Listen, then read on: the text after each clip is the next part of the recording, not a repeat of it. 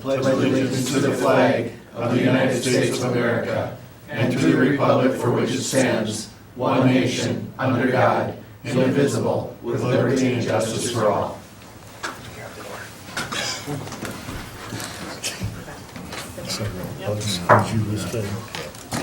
Gentlemen, Morning, Mr. Chair. Good morning, Mr. Chair.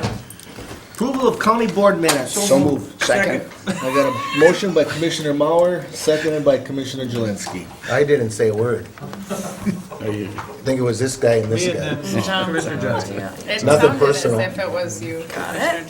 They would have known, wouldn't they? All right, any additions or deletions at all? Discussion, I don't vote. All right. We have no additions or deletions to the Mr. Chair, agenda? if there are no additions or deletions to the agenda, I will make a motion. Second. Got a motion by Commissioner Jelinski, seconded by Commissioner Wilson. Veterans report.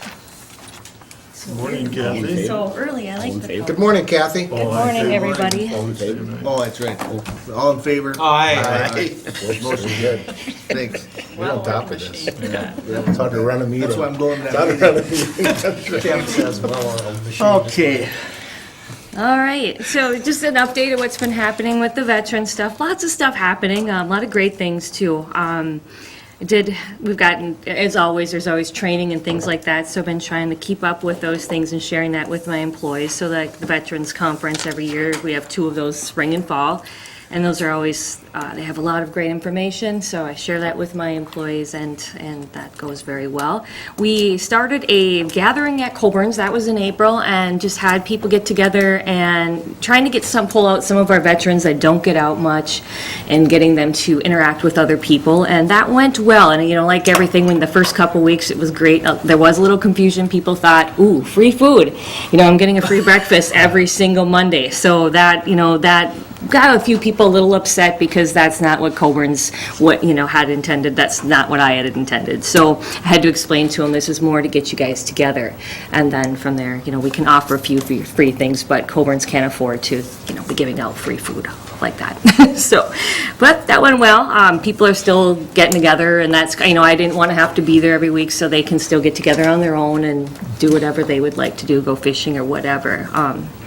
And then we had a congressman or a representative from Nolan's office was a new person that we just wanted to get in touch with all the veterans officers and let us know that they were the new individual. And I haven't heard from him lately, so I'm not even sure if Steve Barrows, I think it was, but I'm not sure if he's even there anymore. And then we have retirement breakfasts that they host at Camp Ripley for all military retirees, every branch of service, and I usually speak there and give out information, and people were very excited about me presenting new information and letting them know what their entitlements are and things like that. And so, yeah, that's been going very well. Mr. Chair, not to interrupt Kathy, but do you have that retirement breakfast once a month at Camp Ripley, or is it just in No, April? it's quarterly, so, Oh, or actually quarterly. biannually, so we have an April and Oh, October, very so, good. yeah, Thank you. yeah. Thank you. And then I've been attending as much mental health training as I can. We have a lot of people that have very significant issues with mental health, and so being able to work with them the best that we can has been very important, and then sharing that information with Luann and Dorothy as well, so that they're better prepared to work with what we have coming before us. And that's been going well, and I enjoy that kind of thing, so. And then we hosted a veterans organizational meeting. Now that's kind of died down again too. The first time I did that, that was including the American Legions, DAVs, stuff like that, trying to have them come in so that I don't have to go out to them and share information. They can come to me. And because of the email distribution that I have, a lot of them were like, I get enough information that way, so I don't have to come in and meet with you personally. So that's just fine too. But it's trying to figure out what works, doesn't work type deal. And then I've been also trying to focus upon getting our female veterans to come in and see us. The other thing I've also been working on is getting people as young as possible to come in and see us. So even those kids that are just coming back from basic training, as soon as they complete some active duty, have them come in, see me so that they understand all the benefits that they're entitled to, and understanding if they did get hurt even during basic training that they could get some benefits.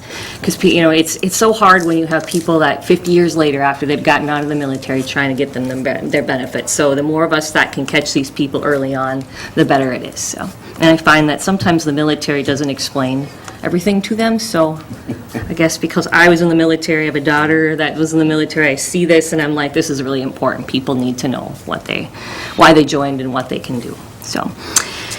And then we had a red, white, and blue fundraiser. It was the first time that we did that with the Yellow Ribbon Network, and we made some money. We didn't make a ton of money, but it was the first go-around where on Memorial Day, the Friday before Memorial Day, everybody could wear red, white, and blue, and we had these little canisters out throughout the communities to kind of raise some money for the Yellow Ribbon Network so that they can help families in need. Because we have a lot of people that come to myself and different entities throughout our community who want help with financial issues. And so we want to have a separate fund that can just be for those crisis situations. So that's what this fund and this event was all about. The NJPA grant was approved. We did very well as veteran service officers within our district. I was working with 5 other counties, and we had a couple different projects that we were working on. Mike was there.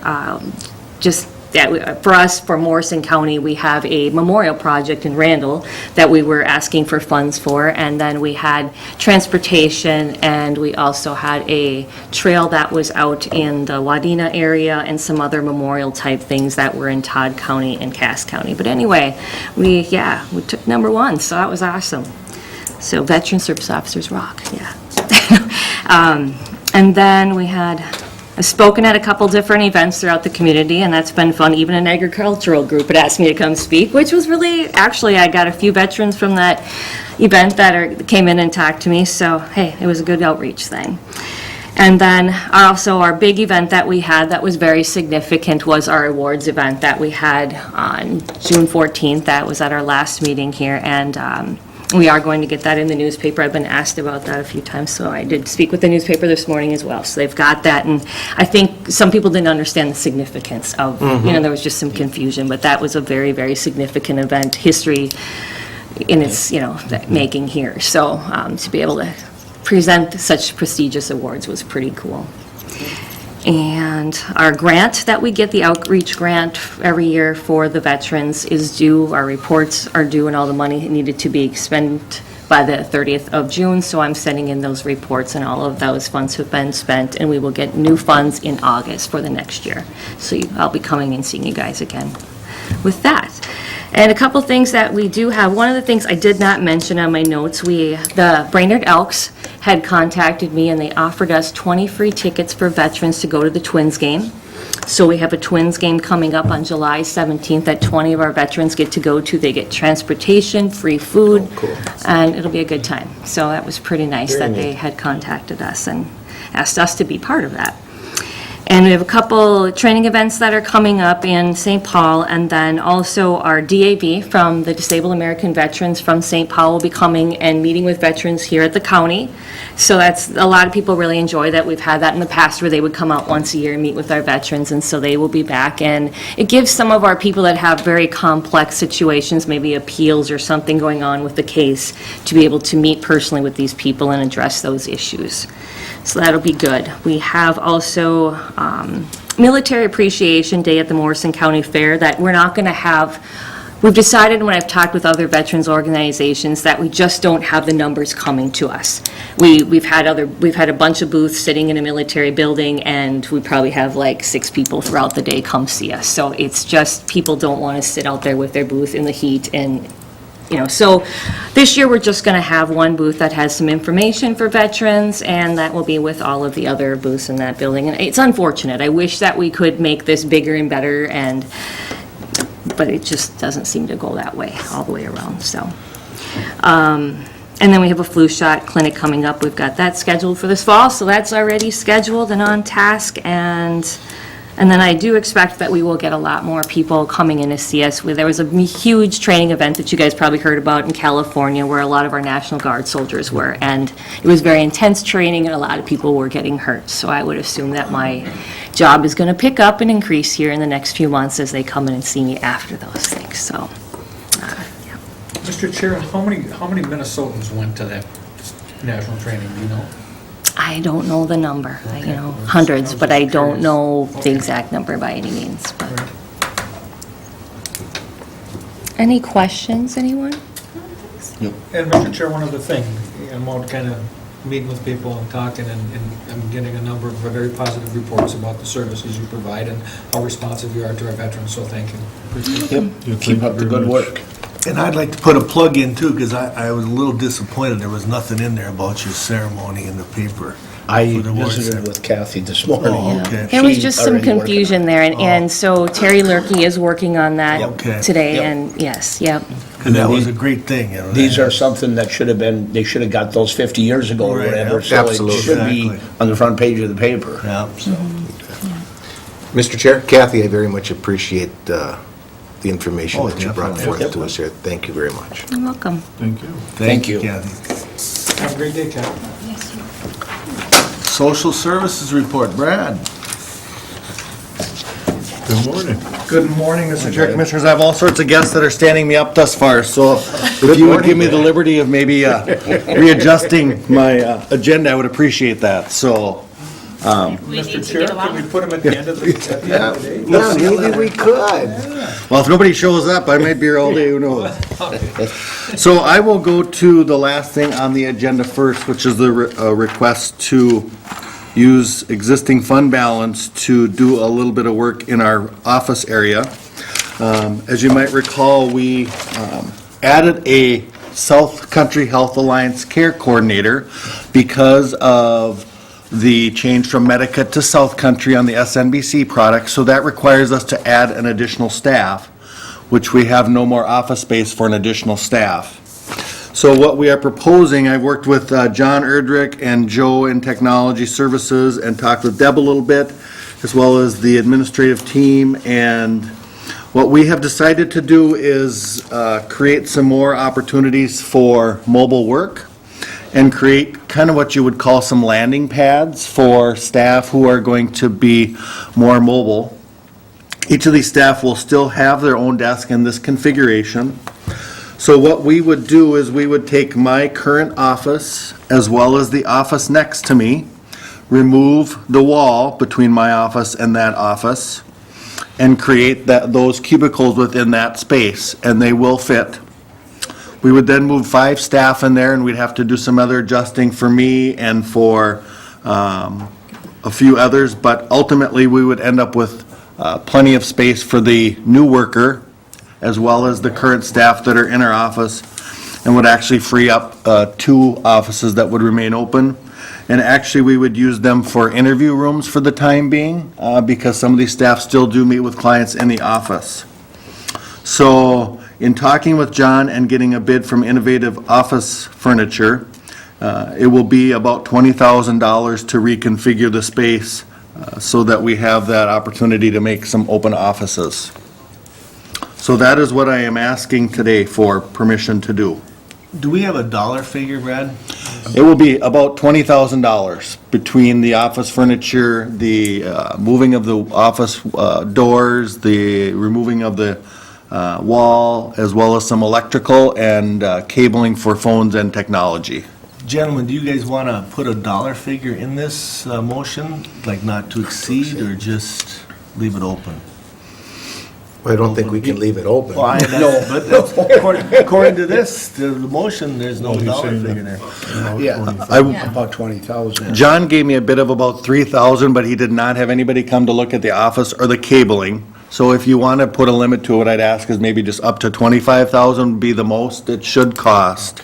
But we are figuring it should be about $20,000, but anytime you do construction, there are always seems to be overages. Well, let's do this here. Let's make a motion for discussion. So I need a motion to approve the use of the fund balance for office remodel to accommodate an additional staff that will do in care coordinator of South Country Health, not to exceed $25,000. Do I have a motion? Mr. Chair, I'll make that motion. I'll second it. And I have a second. Any more discussion? Mr. Chair? Yes. Excuse me. Go ahead. Mr. Chair, my question is that today, before us, we're making space. Call it whatever you want. We're making space, and we're really making space for one person. My question, right off the bat, is if next month we need to hire another person, are we going to be back here the following month going through the same thing? Or are we making space for more than one person? That's my first question.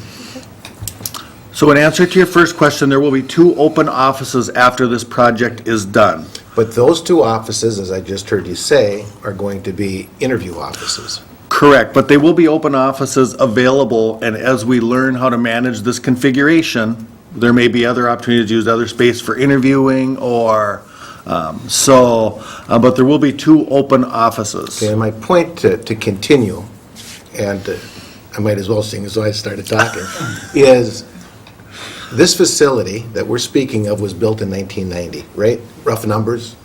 It's 2016, and of course that if someone in 1990 could have projected that this is what we would need in 2016, my anticipation is you would have built for what you needed. But I don't know that anybody can project the future. I wish that I could. Sometimes I'm accused of projecting the future by looking into that crystal ball that I don't have. Mr. Chair, I think when that building was built, there was space to accommodate future growth. Expansion. Expansion. But no one knew that the growth would continue. And continue, and continue. I think that was the thought process, and that's why it was built the way it was. There is space in that complex for extra people. Not how it's configured exactly Yes. now, and there would need to be work done Yep. for that. But yes, it was built with that thought in mind. We've tried to make do with that same footprint that we're in right now, because when we start expanding to what that original intent was with the basement level being built out, it's gonna cost a little bit more than that, so we're trying to bridge that gap as best as we possibly can in small increments. You know, what he indicated, there are 2 interview rooms, there are 2 office spaces there, but that's not going to last forever. We have reduced the conference room availability drastically. It's becoming an issue. There are only, 2 now? Because we took up a couple of them, We have 3 Three. conference rooms. One's in the ITV room, and which is hard, Yeah. because throughout the facility, we don't have conference room availability. We're struggling with that now, too. So bigger picture, yes, we need to think a little bit broader. We're continuing to do that. We've continued those discussions, but we're trying to wait until we're absolutely ready and really need to have that expanded. And I fully understand that.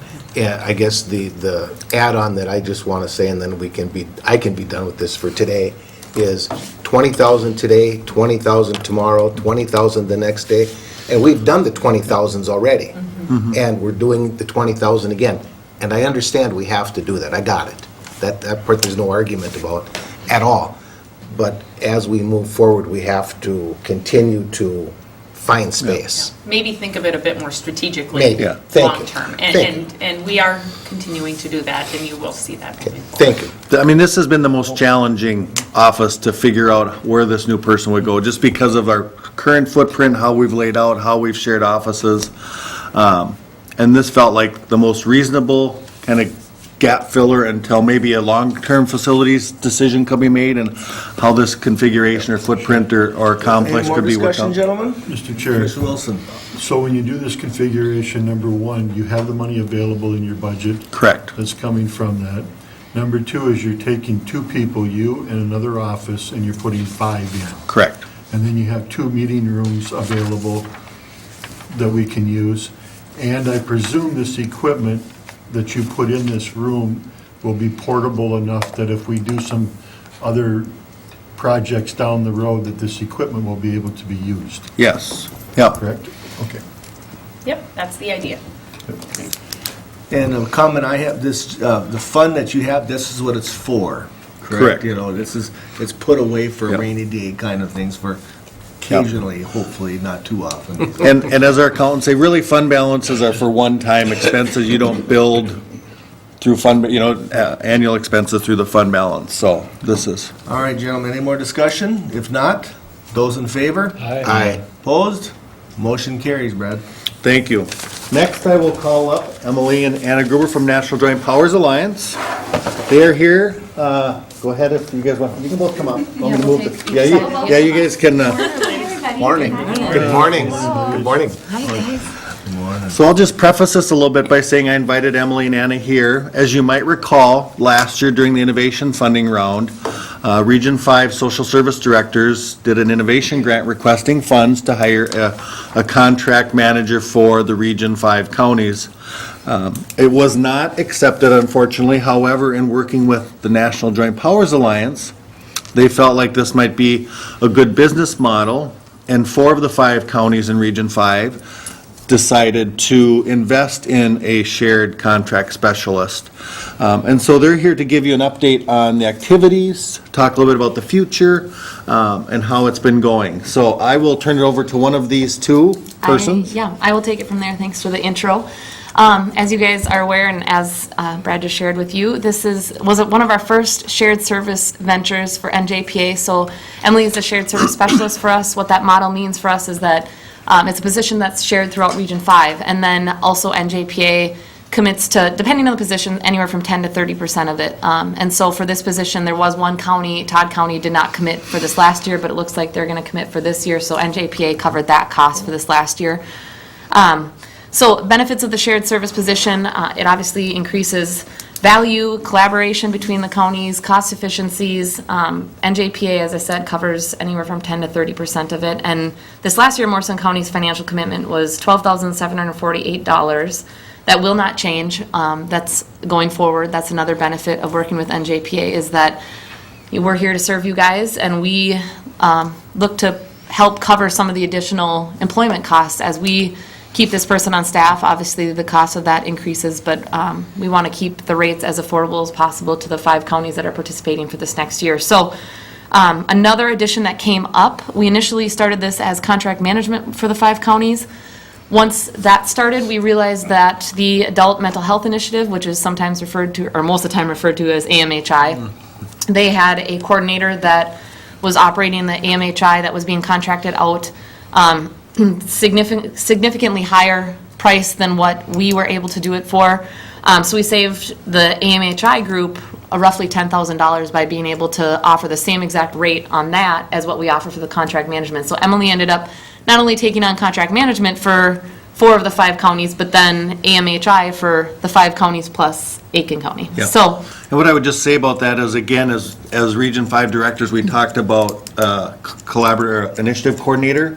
And so we had some hesitation at first, but not sure how much time the contract specialist would take. However, it was a good fit because a lot of the providers that she'll be working with under the contract position are also a part of the initiative. So it did gel well in terms of being able to kind of cross over. So it wasn't like they did it aside from us directors, it was in collaboration Yep, with the absolutely. directors. So it was a decision we made as a region that this would be a good fit for that person as well, so. and it ended up creating a lot of efficiencies, so it has worked out really well. So I'm going to turn over to Emily from there, and she can share some of the first-year success stories and looking forward, what some of our thoughts are. All right, and just to add to that too, so the mental health initiative, I'm subjected to 10 hours out of the 40. So I try to really keep that, keep my focus on the counties and keep that 10 hours designated for the initiative. They have a lot of projects going on, so I'm just trying to pace myself as I go with that. Well, my name is Emily, and I recognize a lot of your faces. I used to be a public health nurse here, so it's nice to see a lot of you again. So basically what I've done and what I've worked with Anna on doing is I am kind of modeling my position off of Jill Schmidt, who's the Region 10 contract manager down in Olmsted County. And she has done this position for the last 16 years. I don't know of another kind of like shared services regional position other than her, but I went down and spent some time with her, and really she kind of gave me a lot of the tools that have been successful, that have been tried and proven and true, and I've been trying to implement them here.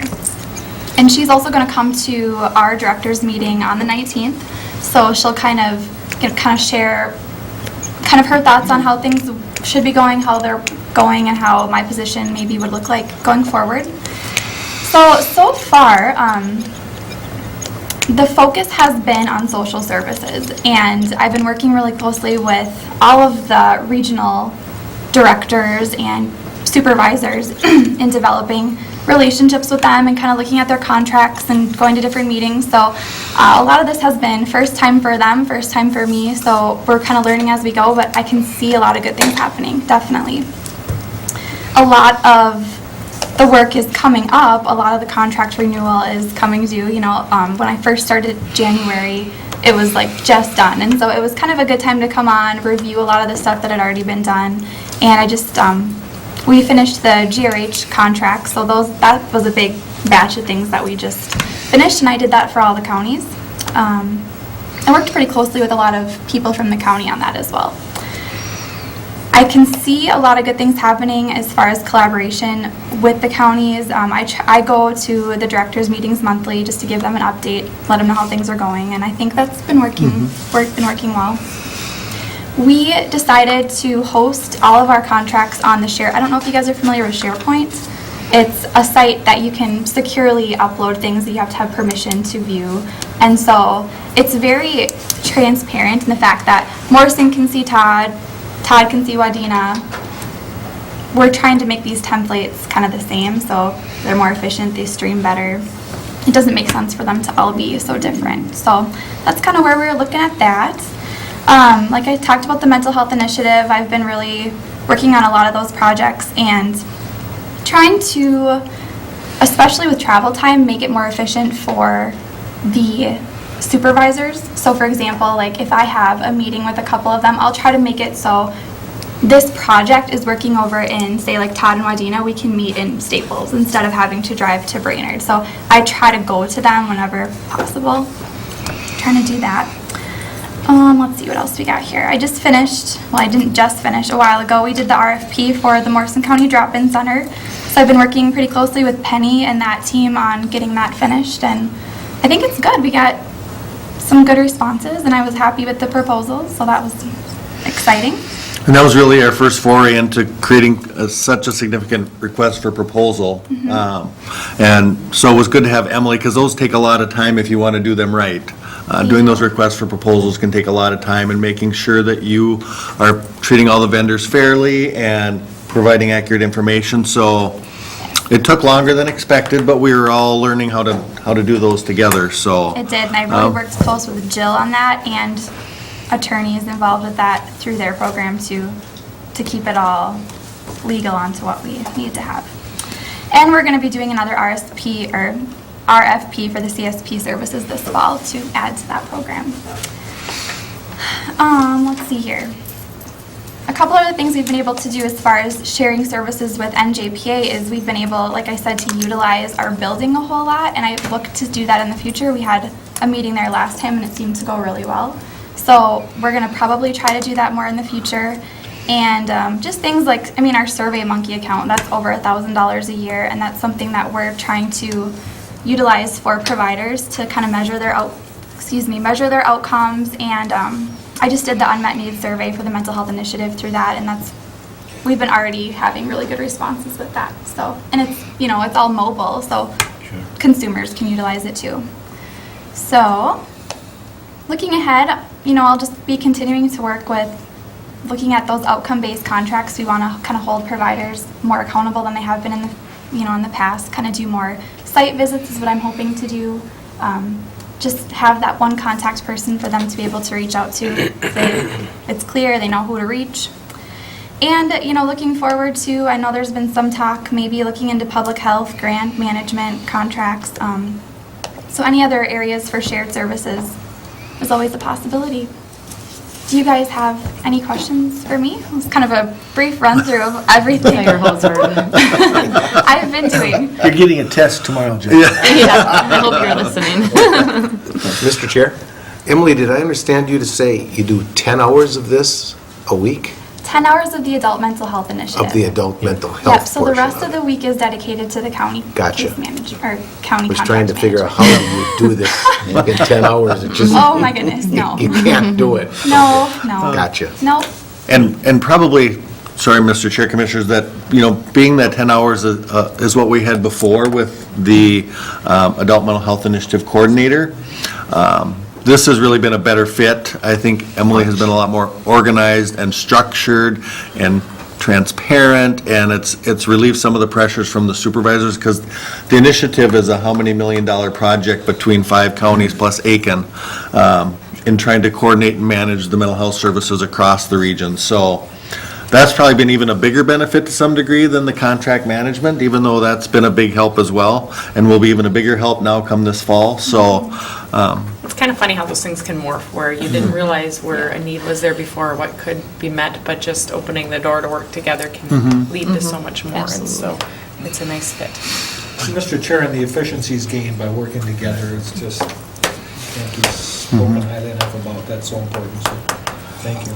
Yeah, and Mr. Chair, that's a credit to the Region 5 directors, because NJPA, this was an application they submitted to innovation funding, and then we decided it was a position, and since then, our shared services model has really taken off. Emily was our first, but we also have some planning and zoning staff now that we've added as a shared service, so it's, as you guys are aware.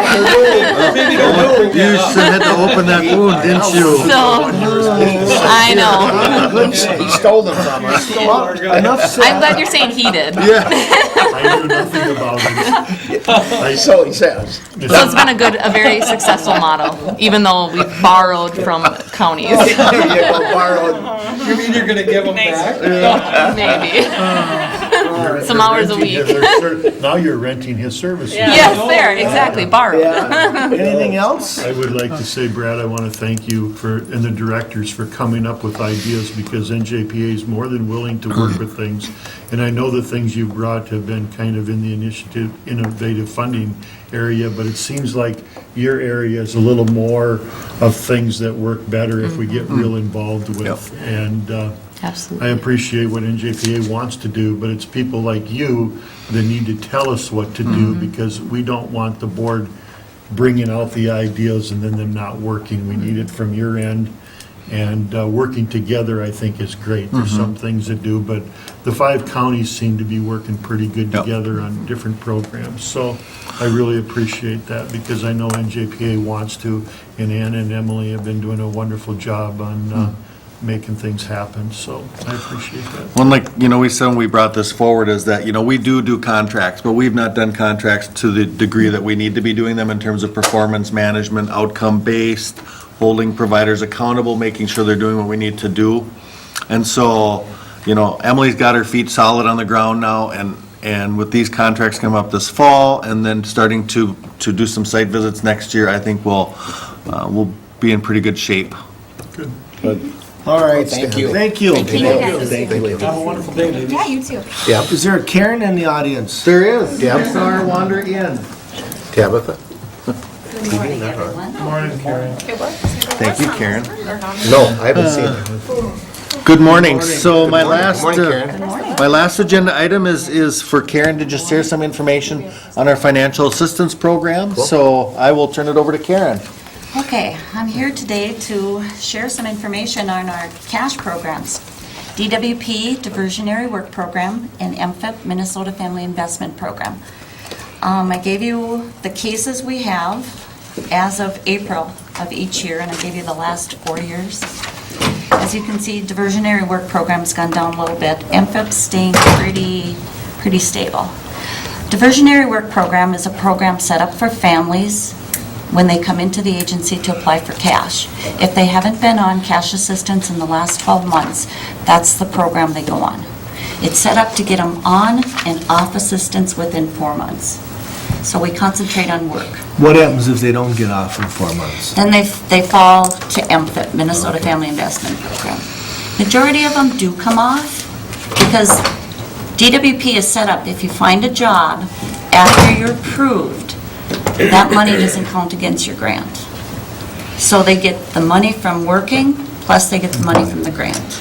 So Mr. Chair, Karen, are they finding the job, or are you finding the job? I'm a little together confused with, there. we make the referral to the workforce center, so Oh, with okay. the workforce center's help. Okay, very good. We actually have companies that contact us because there's so many openings. Really? Yeah, we've had IWCO call us. They're looking for people, so we mention that when they're in on the interviews. Yep. That kind of Do thing. people, excuse me, but do people qualify for this if they, let's say you lost your job, but you're getting unemployment? No. No. Usually So this the- would kind of be after that step, Right. and they haven't found a job Usually yet? unemployment is higher than what we can give them. Okay, okay. Okay? Minnesota Family Investment Program, we're down just a little, but keeping pretty steady. And then I share with you the the amounts for the last 4 years, how much we've made for Minnesota Family Investment Program payments and diversionary work program. And the assistance standards, they have not gone up for years and years and years, since I believe 1991. So what they've done now is they're giving people a housing allowance of $110 a month.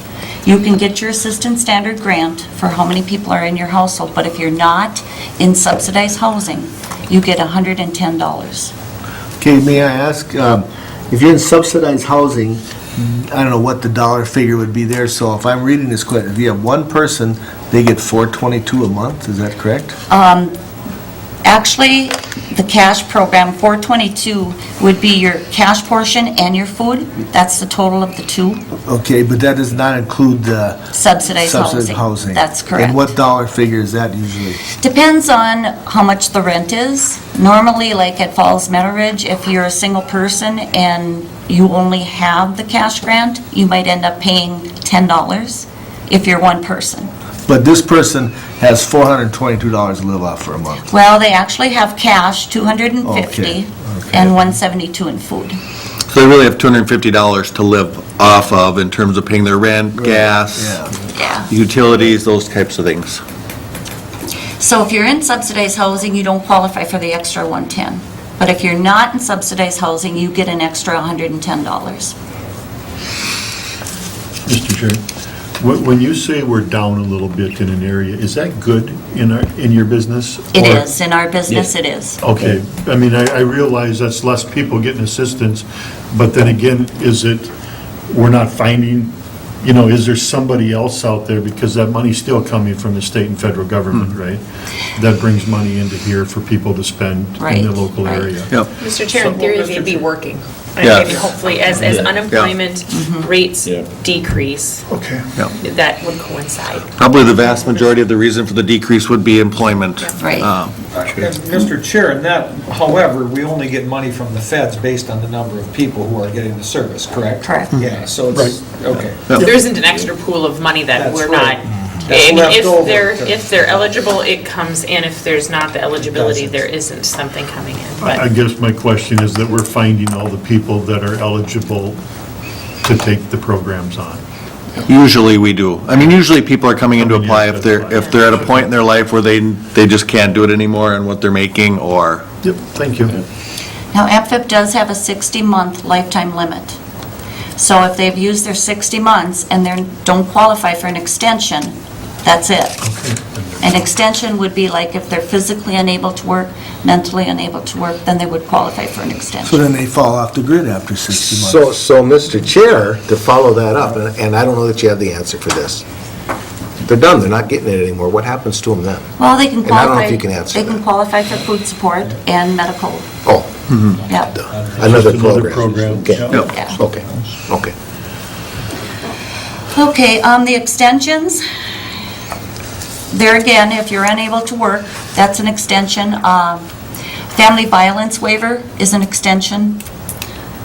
Once you've used your 60 months, we usually meet with them one-on-one and find out if they qualify for an extension. If they don't, that's it. We flip them to food and the health care. Hard to employ, there's an extension, limited due to an illness. And any questions on the cash programs? Yeah, if I walk in, is there a lot of paperwork? Is there, you know what I'm saying? Do you put them through the mill to Well, there is a qualify? lot of paperwork. There's an application and there's verifications they have to provide for us. So there is initially quite a bit of paperwork. And all of our financial assistance programs across the board, whether you're talking cash or healthcare or food support, there's different verifications for most of those, there's different asset tests. However, they're trying to simplify it so that all the programs require the same information, because that's really where the workload is a challenge, just because, okay, are they here for MFIP, are they here for healthcare? Well, if they're getting both. So they're trying to simplify some of these programs in terms of the assets and income and what you look at, so, The asset limit just went up to $10,000. Yeah. so, Mr. Chair, I know there's a lot of signs out there for people looking for people to work. When you're on one of these programs, if I go to work, then do I not qualify? I mean, is there like a proportion that you can better yourself? There is. There is. There's a 50% disregard off of your earned income. Okay, So 50% of it is disregarded. so if I'm getting this assistance and I go to work, I can keep what I'm working for plus 50% of what there was there? Normally, if you go to work, the other thing to remember is if you go to work in June, it's not going to catch up to your budgeting until 2 months down the road. Okay.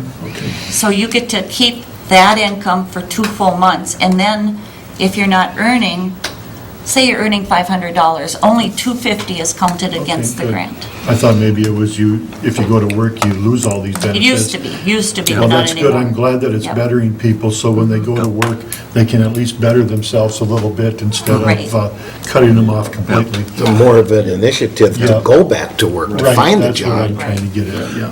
And most of the times, individuals coming off of these programs are going to entry-level positions. Yep. So they're not going for $20, $25 an hour jobs. And they probably have a car that is a struggle at best, and they might have daycare needs. And so it isn't just also about the cash, but it is about the health care and what we're going to talk about too in terms of the child care. Childcare is also available to anyone that's on the cash programs, diversionary work program or Minnesota Family Investment Program. They have their own childcare program. And then we have basic sliding fee childcare, which is for anyone that falls within the income limits. And then transition year is for those people that should move here, and we would have a waiting list, but at this point, we don't have a waiting list. Question on the child care.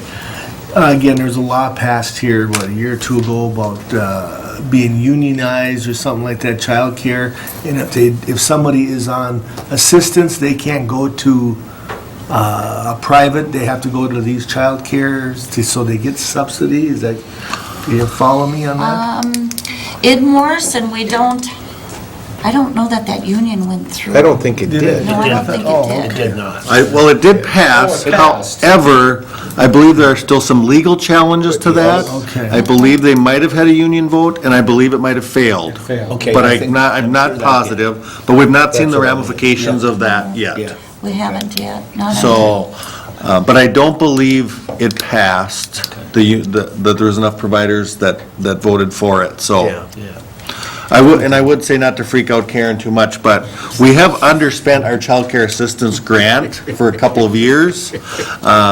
And so for individuals who meet certain income guidelines, which she will get into, there is sliding fee child care money available for individuals to help support their work. So, There is, at this point, we don't have a waiting list. Most of the applications we get, they're either not employed 20 hours a week, or they're over income, because there is an entry level. If so we'll you- go past that one slide about the issuance and allocations and go straight to Yeah. the The entry household income. level is the 47% entrance level, and then the maximum income. So once they hit the entry level and they're eligible, it takes quite a bit to get them off the program. So most people, their children age off before they actually are not eligible. But we do have money for people to come in, whoever is working 20 hours a week. But now if you have a two-parent household, both of you have to be working 20 hours a week. Okay, authorized activities, employment, we do education, but of course there has to be an education plan and the county has to approve that. So you can't go for, just a temporary thing, a couple classes. You have to actually going to better yourself. And then the county does approve a 2-year program. Transition year, again, you have to be employed 20 hours a week. Portability is also for those that are moving here. But like I said, we don't have a waiting list, so we don't use those. Any questions on childcare? Thank you. Can I ask a quick question? Karen, when we go back to the first slide where you're talking about the payments that go out, that's for the entire year, right? So, The payments that go out, that's for the month of April. The month of April, okay. Yes. All right. So she compared 1 month over 5 year, a Okay, 5-year 1 month period. over, I was Yep. just gonna say, but. It's just easier to do that. Yep, and that makes sense. My whole point of that is just to remember that I think the cash payments that go out to folks get the attention, but it isn't really the cost in terms of what programs consist of. It doesn't make up the bulk of that cost. It's about healthcare, it's about elderly. Oh, yes. It's about supporting, Yep. supporting those folks. But I think that cash assistance is the one that immediately comes to so many people's minds to say, this is, you know, bleeding taxpayers, but it really is a very small portion of the overall cost of those social programs. It's about healthcare and long-term care. Well, and even if you look at the total participants in April, Yep. you know, I mean, That that's, isn't a lot. that's not very many individuals. When Not you for the think whole about, county. you know, just the makeup of our county, The portion or proportion of Yeah. elderly individuals is far greater. yeah. Oh, my By goodness, far. yes. So I just keeping that in mind, and I think that's something that people don't often realize. I agree. All right, thank you. Thank you. you. That's all I have Very today. kindly. Thanks, Brad. Have a good day. Brad, thank you. Corrections. Andy, let's take these individually and approve them. Morning, Nicole. Good morning. Morning. Good morning, Nicole. How are you? Good morning. Good. Good. Hoping to have this be one of the final The things we need to bring forward for a bit. All right. We did that. We did 2 weeks ago. Oh, 2 weeks ago. Go ahead. All right. Hi, how are you? Good. Before you, we have the Morrison County resolution for Minnesota Court Data Services for governmental agencies. This is one of the documents, one of the contracts or agreements that was signed before. They also require that there's a resolution authorizing me to be a signer for that. We talked about it at planning, so that I can add and remove users, and I don't have to come to the board each time we have someone leave or someone not using a program. You would be quite tired of me. And gentlemen, on your packet there, or on the screen, we'll vote on each one individually, so that would be, so, the first one, you have a resolution approving and authorizing signing of the master subscriber agreement and the Minnesota Court Data Services for Governmental Agency. Do I have a motion? So move. Commissioner, and I have a second, you have them? Mr. Wilson. Thank you. Any discussion, gentlemen? Mr. Chair, and this was run through our county attorney? These contracts, they're okay? These are fairly standardized. I think our own office and the sheriff's office each have these, so we've never had a problem with So these. that's a yes then? Yes. Okay, just checking. All right, any more discussion? If not, those in favor? Aye. Opposed? Motion carried. Excellent. Do you want me to go through the dissolution? Yep, please. All right. The next document is the dissolution agreement between Central Minnesota Community Corrections and the 3 individual counties. Specifically for us, we're concerned about Morrison County. The 3 county administrators have worked with attorneys on behalf of Central Minnesota Community Corrections and have come up with this dissolution agreement, which I believe was also discussed at planning. As you can see on page 2, it discusses that both myself and Elizabeth DeRook will continue taking care of the financial documents for Central Minnesota Community Corrections until they quit coming in. We're hoping by the end of the year. Through Aiken County. She is the director in Aiken County. Okay, very good. All right, gentlemen, I need a motion for the dissolution agreement. So move. Second. A motion from Commissioner Jelinski and a second from Commissioner Johnson. Mr. Chairman, what this document does is lays out, Backwards. Whatever. I got it. Switch it. what the document does is lays out what's going to happen as we dissolve the organization with employees that are non-contracted, with the shared costs moving forward. As you can see here, I have the proportion as it exists currently is going to be what we move forward for any future liabilities, the future fund balance distribution, all of that. We worked through that. It's been vetted through the 3 counties. The CMCC Executive Committee has approved that to go to each county and come effective June 30th, which is in a few days from now. This will take effect. I have a motion from Commissioner Johnson and a second from Commissioner Jelinski. Those in favor? Mr. Aye. Chair, is there Discussion. further discussion? Thought we were having further discussion, but No, that's fine. Deb was commenting, you didn't ask the board for further Then you know what? discussion. Any more discussion? Okay, the discussion on that is, this was a decision that we needed to make to form our own corrections department based on a decision by Crow Wing County to remove themselves from the joint powers. I just wanted to clarify that.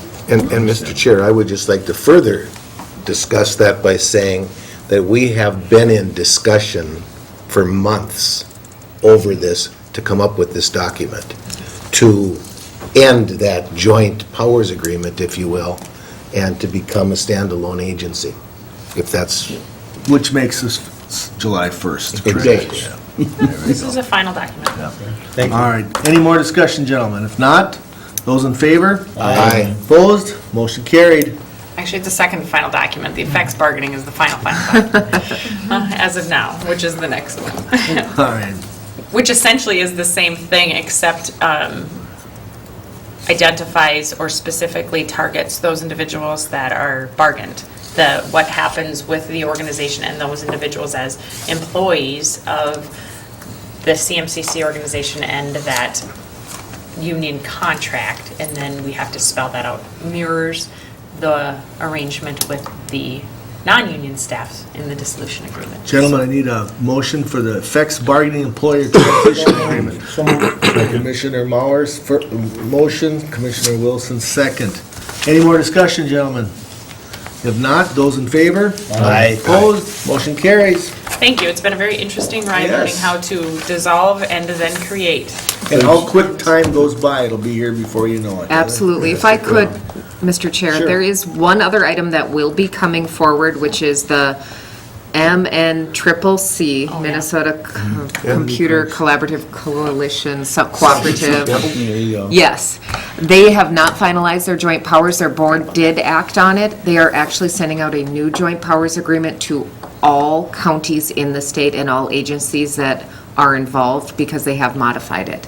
So we will have that coming. We are covered through our old agreement because even though it was Central Minnesota Community Corrections, each county was individually identified, and Morrison County itself has an agreement with them as well. So they have told me we are fine with that. Mr. Chair, I want to thank Nicole and Deb for all the hard work There was a, that went on with this project, and I think when the day is done, it will really save Morrison County a little bit of money by being on our own. So I want to thank you for all the work, because I know it was a lot of stuff. And the staff has been great here. We've got great staff, and those Absolutely. employees have taken something handed to them that wasn't 100% what they would have asked for and made it work. And they really have been good team We're very players, so I fortunate. appreciate Thank you, that. Nicole. Thank you. Thank you. Nicole. Have a good day. Extension. Looks like we got somebody out in the audience. All right. Good morning. Good morning. All right, so I'm going to report on SNAP Ed. I know 4-H has been very busy. I know Becky has been doing some babysitting clinics. She also had the Safety Day Camp. Excuse me, can you state your name too? Oh, yeah, sorry. Carmen Genske, and I'm a SNAP Ed educator. So what I've been doing is I have been working a lot with the schools. I worked with Motley especially, and starting in September, I'll be starting to work with Lincoln Elementary as well as Dr. S.G. Knight. And I've been teaching them a lot of different nutrition classes.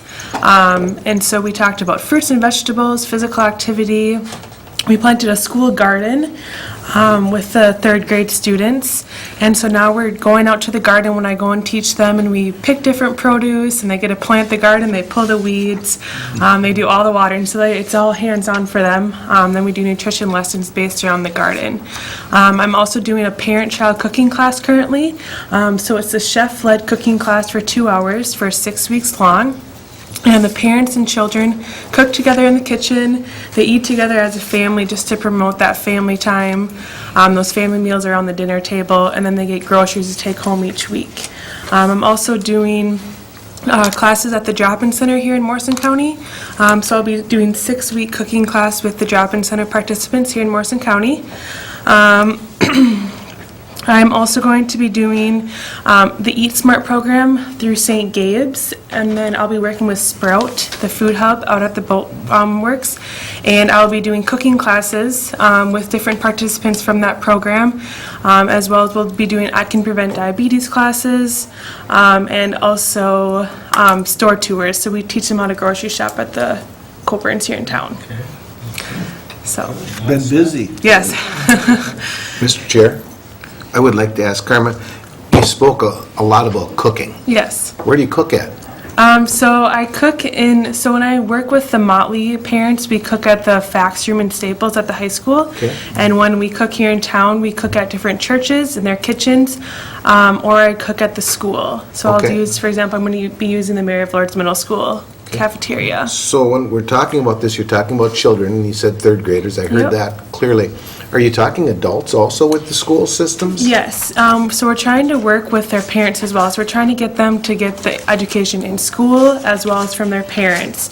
And by doing that, we do the parent-child cooking classes so that the parents are also receiving the education. And then we also send home a lot of brochures and flyers to the parents so that they as well can get that education to teach their children at home. And just one more follow-up, if I may.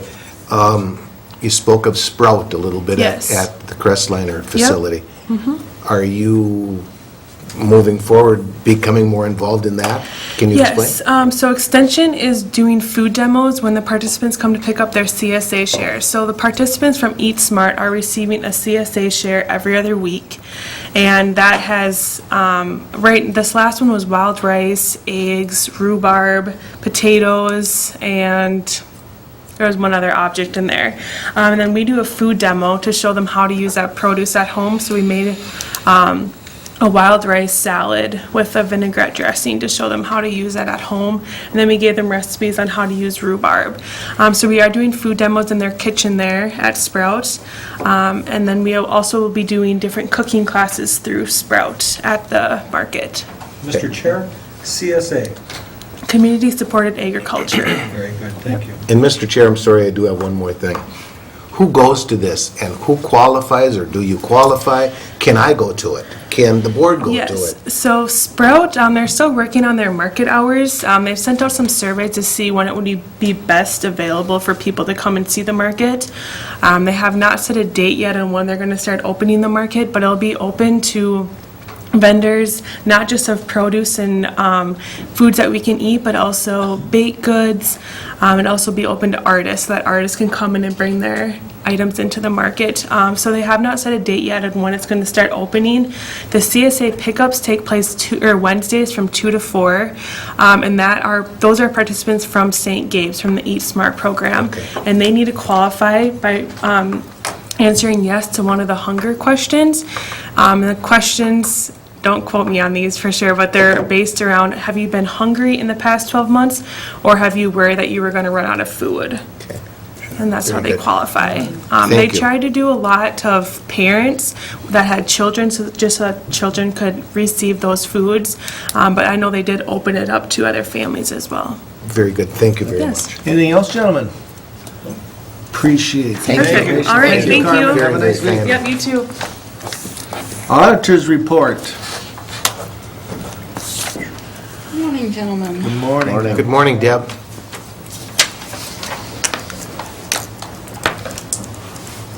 Mr. Chair, I believe the first thing we have on the agenda is the application for Roll with it. gambling permit?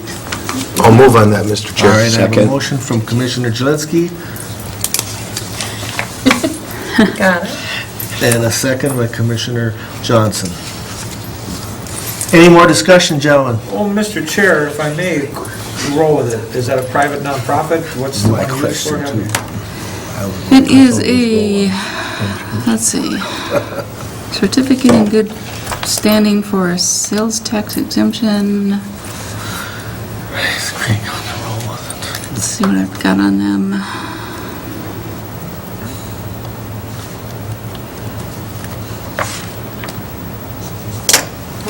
Got nothing. We don't get a lot of Rice Creek is information. a for-profit company, and Right, that's just where they're holding it. Well, I understand Right. that, but I still don't know what role. I'm sure you could get that information to us. I was curious too. They what do the have a role was. gambling permit. Just roll it. Yeah. We get the organization name, the executive's officer's name, they have a sales tax exemption number. We do not have a 501c3. And there is nothing more required, is there? They've marked that they're an other nonprofit organization, and that's really all we've got, and that's all we require. And they have their gambling permit, They have a gambling permit, and we have that number. so. Will you find out for us what role it is? Well, we could, yes. I would appreciate that. Yeah. We could do an internet search, but I don't know that we want to right now. We'll come back We'll with come that. back. All right, gentlemen, any more discussion? If not, those in favor? Aye. Opposed? Motion carried. If I can, I'd like to sneak in another one from Bethany Lutheran Church of Ramey. They'd like to hold a bingo on July 10th at Bethany Lutheran Church. I'll make that motion. Second. I got a motion from Commissioner Wilson, second and Commissioner Johnson. Any more discussion? Mr. Chair, I understand this one. There we go. All right, if not, those in favor? Aye. Opposed? Motion carried. Thank you. And then we would also like to sneak in some contracts from Secretary of State's office that allow us to do recounts for the elections, for the primary and the general. Very straightforward, something we do with every election. And I don't believe they've ever been brought to your attention before. But I just wanted to kind of make you aware of these agreements. I need a motion to approve the review account agreements for the Secretary of State. Second? I got a motion from Commissioner Wilson. I need a Second. second, Commissioner Johnson. Any more discussion? Mr. Chair, and this would be to bill us for the recounts if they're necessary? No, actually, this allows us to do the recounts Okay. locally rather than at the state level. Sounds good. So this is, excuse me, Mr. Chair, in the past, not expecting you to know this because you don't know, I mean, technically you weren't here for that, this just happened? In the past, we have signed these contracts without bringing them Okay, in for very board good. approval. Which is fine. Very good. That's- Yep. Okay. Just more Not a problem. information. I'm just letting you Yep. know about them. It Not a allows problem. us to do them locally. I too, thank you. All right, we have a motion and a second. Any more discussion? If not, those in favor? Aye. Opposed? Motion carried. Thank you, gentlemen. Okay. And we have warrants. All right, motion to pay the bills and credit cards and everything. moved. I have I'll a- second. This is a roll call vote. Commissioner, well, we'll leave you out, Mr. Wilson. Commissioner Wilson. Aye. Commissioner Mauer. Aye. Commissioner Jelinski. Aye. Commissioner Johnson. Aye. Myself, aye. Motion carried. Thank you. Thank you, Deb. Thanks, Deb. Have a good day. Public Works Report. Well, I get a cup of coffee. What's that? In other words, you can come up here, You get but to run that's the it. meeting. Thank you, gentlemen. Another one down. Yeah. Well, might as well answer this. Like, Leave it. losing Can people. we Maybe take a we short should just break? put it Yeah, in, Steve, yes. yeah, Steve, you better hold off on a minute. We only have two, we need three. In the old days, it was called a smoke break. I was shaking a little bit too much. I needed my fix. Really cold it is. All right, Steve, go ahead. Thank you, Mr. Chairman, members of the board. Morning, Steve. Good morning. We have a couple of action items that we'd like for your consideration. The first is a engineering agreement between Two Rivers and Elmdale Township for a bridge replacement over the Two Rivers.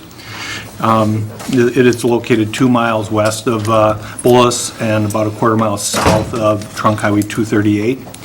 We have both townships that have agreed it's a deficient structure that they'd like us to add to our deficiency program and work towards replacing it in the future. Gentlemen, I need a motion to authorize the sign an engineering service agreement between Elmdale and Two Rivers. So moved. I need a second. Second. I got a second from Commissioner Jelinski. Oops, sorry. Any more discussion? If not, those in favor? Aye. Opposed? Motion carried. Thank you, Mr. Chairman. Also, members of the board, there's a resolution requesting authorization to finalize the contract with Tri-City Paving for the application of calcium chloride on our gravel road system for this year. So moved. I have a motion, I need a second. Second.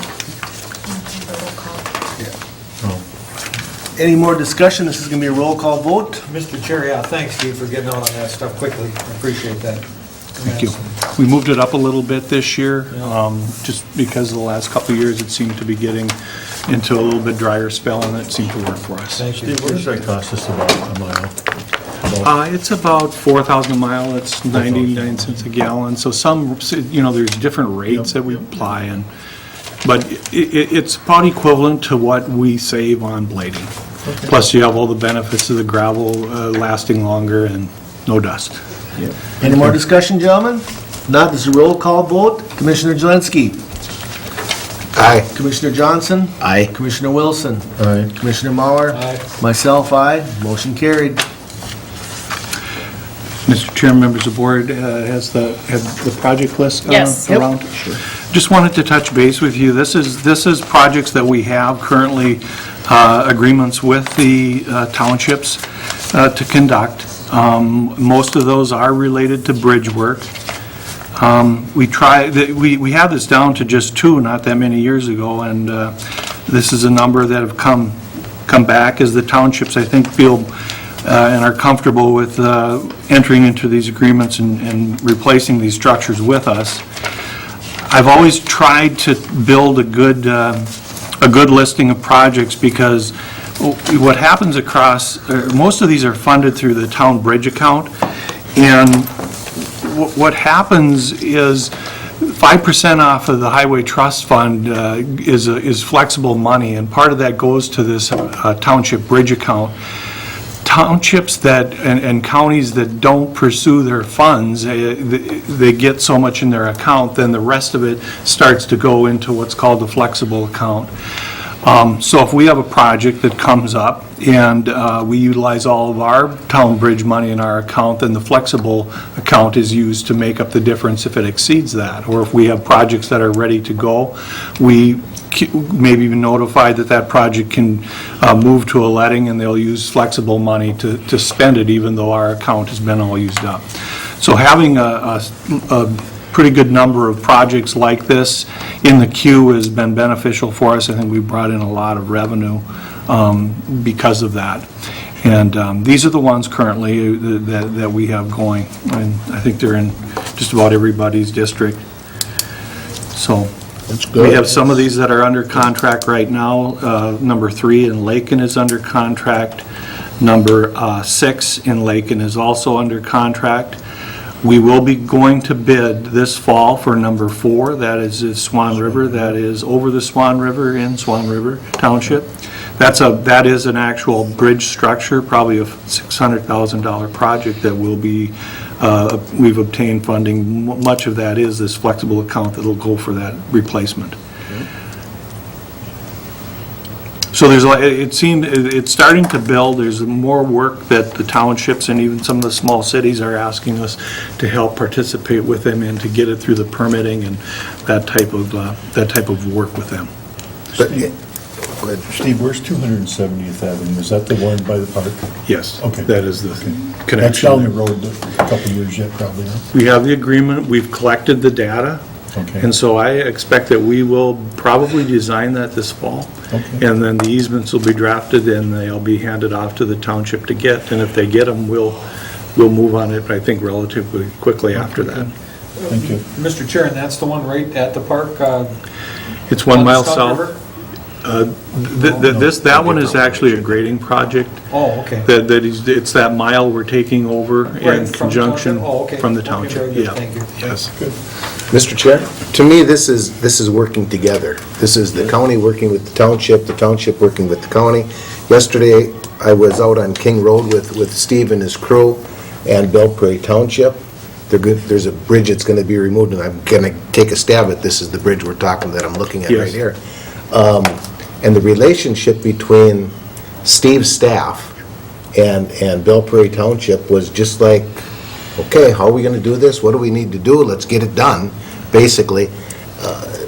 To see that work in progress or to see that work in motion was and is so positive as all this is that's being done. So I very much appreciate that and appreciate being able to be involved in that discussion, if you will, yesterday also. Thank you. I think that arrangement is good in our county, probably better than a lot of counties where they don't so. provide that service. You bet. It's hard for the townships to pick that up because we use it as a filler. It keeps us busy.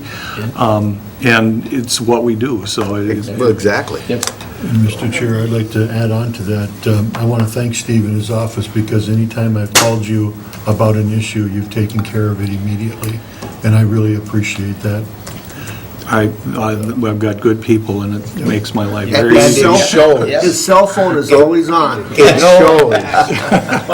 No, you do. I It call you shows. back in 5 minutes. Oh, it And shows. Mr. Chair, let me add too to that, I do sincerely appreciate your letting me know when you're going to meet with the townships in my district, when this stuff is coming up, for me to be there. It's so important, and I appreciate that. So- I try to make sure of that. I know sometimes it's short notice, but Yep. sometimes I don't have a lot of notice. Well, So, but thank you. I just hear from people saying they really appreciate the fact that we get back to them right away. I don't know how we would not do that, but I know they really appreciate that when they call about something, that we at least get on it right away, whether it gets fixed or not, that's a whole other story, but we at least address it. Yep. So thank you. Never let it fester. No, There you are. That's right. Anything else, gentlemen? That's all I have. Steve, thank you. Thanks very Thanks, much. Steve. Have a good day. Steve, are you leaving? Are you leaving? I can wait if you. Okay, yeah, thank you. Well, this is my taking an hour. Administration's Well, Chatty. Administration's You know, report? I don't have any action items, so I All will right. give you a break, but I have a couple of questions. The July 5th planning session, I know there's one agenda item that was proposed that Deb had with Lake Shamana, but not sure there will be others. I won't be here for sure, not that that's the end of the world by any means. I know you guys can function without me, but don't know if you guys were planning on being in town. It's the day after that holiday. That's the 5th, so right? just wanted to ask if you would like to hold that meeting or if you want to cancel it. I know it depends on who's around. Two points here. Deb, is it something that we could prolong? And two, are you guys open to I have no problem rescheduling? with Well, that. just, Mr. Chair, just one question. Katie, I think, talked to you about recognizing the, Yeah, which was my second point, Oh, okay, which okay. I don't necessarily need a planning session for. I was just going to talk about it today. sounds good, sounds good. Yeah, then it's not a problem with me, just as long as that issue Your gets done district, because yep. of the immediacy of it. So what do? We just cancel it Well, officially today? the timing, Deb, is something that, I know the discussion is surrounding the Lake Shamana Improvement District and the financing component that they've discussed in the past regarding how they collect funds on lids, on their lid in particular. That question seems to still be out there and they want to possibly address it. I don't Did we know. already set that up for that meeting? No. We had talked to him about coming to that meeting. If we did it, we still have a meeting the 19th, correct? 19th. Yep. Could we do it at a board meeting though? Or No, does it need to no, go? No, it really is a planning session. Can we do it on the 19th? Deb, is there an issue, do you I think? believe we can. The only issue is that it may require a public hearing. Well, if it does, it does. If But- you decide to change anything. Was there a notification that this was a public hearing for No, the no, 5th? No, This this is is just a not. planning session. Well, no, I to talk understand it, about. but so then why would we need a And public the Because issue at the would be planning that you session, might you'll- want to have the public hearing at their annual meeting or close to it. Well, I don't know, we'll do it at their annual meeting anyways, that wouldn't be an issue from my perspective, Okay. because I don't think we'll do the public hearing at their annual meeting isn't scheduled till Scandia Valley's is, so it isn't Shamana's. You're talking about the lid is, Well, the Lake Owners Association is what they were thinking, and that's what we met at last time to discuss the forming of the lid, but they're two different associations, so that's not gonna be appropriate. So I think the 19th is just fine at the planning session, Okay. basically to look at some proposals but that they're thinking about. not an open, No, it's a planning. At a It's a planning planning, meeting. at a planning. It's not a planning but not a session. public hearing that we're talking about. No, but to That's after. discuss what they're proposing to see if they have support from the Just board. wanna Right, to see if you guys support any of their ideas at all. And Mr. Chair, this kind of falls in line with, remember that discussion we had about how they collect from whom they collect Absolutely. those dollars from. This isn't something that I think you're going to enter into and look at in short notice. It definitely changes how, number one, we have operated. Number two, it would treat this lid differently than the other lids because there wasn't overall support from that group as a whole when they worked with them. So I guess I'm kind of, a quick timeline isn't what I would assume you'd like to see anyway. No. Not that we can't meet on the 5th or 19th, that's not what I'm talking about, but it's definitely something that I think is going to take a bit of discussion. And we Yes. could probably just barely get by without you here on that thing. So I would What you think that- want to do and what you can do are two different things. Mr. Chair, Right, I would Randy? suggest that we cancel that unless you find that we should have that meeting because of urgency. No, And it's- if you do, then we continue with it. and We if- met with him last week. Yeah. Okay, Yeah, so then I let's think the just- 19th will be just fine 19th? in Okay. the planning session. So that's canceled. So we'll Then you got officially the day off. cancel it. It's officially You'll canceled. take it off, or? And then the other Take thing it that off. was just gonna bring up on the 19th is the 19th the board meeting, or is that? Nope. 19th planning. Yep. The board meeting that's coming up after the planning session, The which I just get the 26th? date here, the 14th, we'll have the Sims grant participants with St. Gabe's Hospital, if you recall Put that. that by me again, the 14th. You said The it. 12th. That's what I was looking at the wrong month, 14th, sorry. it's the 12th. Looking at the wrong Of month. July. we Looking are. at the wrong month. Yeah. It's all right. Anyway, they'll be coming in hopefully if we can get them scheduled on the 12th, just to recognize the efforts they're being recognized Yeah. out in Washington DC. So I wanted to talk a little bit about that, and that's what I was gonna like. Well, they have been recognized for their current, and then they are Yep. going to Washington to give a presentation to the federal Yeah, legislators. yeah. So we just kind of wanted to talk about what's going Yeah. on there, and we'll hopefully be able to schedule that on the 12th. And also, I'd just like to make sure that everybody knows that we're having that public hearing on the 25th at the planning commission, so. For our Comp plan. For a comp plan, very important. Yep. I was able last week to, late last week, to meet with the groups regarding our insurance proposals, and I've got to do a bunch of calculating the next couple of days and get some other options out there, and more to come on that. It was a good meeting.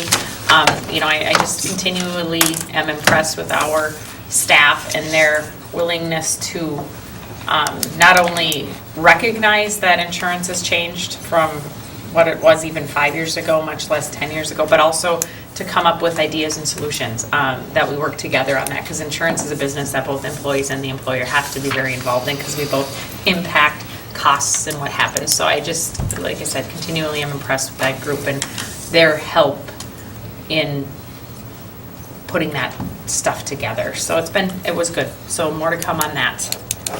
Otherwise, business as That's usual. about I'll it. be That's out it? next week if you Okay. need something. Committee reports. Let's start with Commissioner Jelinski. Mr. Chair, it's going to be kind of a quiet 2 weeks. However, And the days are the days are from, Tabitha would be from what, the from the 4th? 4th through the 16th. 16th. On the 7th of July, I should have a conference call with Armor. That conference call is canceled. So it's canceled, so we Well, but it's a Yeah, it's a he's telling me permanent to thing. cross it off. cross it off. Thank you. On Friday, the 8th, there should be an Armor RAC meeting. It should be in Morrison County. However, I don't think it is. I think it's in Mille Lacs County because the last month it was canceled. It was in Mille Lacs, so I'm not positive where it's at. Just for information, at 4 o'clock in the afternoon, I believe is the start time. On the 8th of July is the Relay for Life in Morrison County. On the 11th at 5:30 in the afternoon, we've got an extension meeting in Meeting Room 2.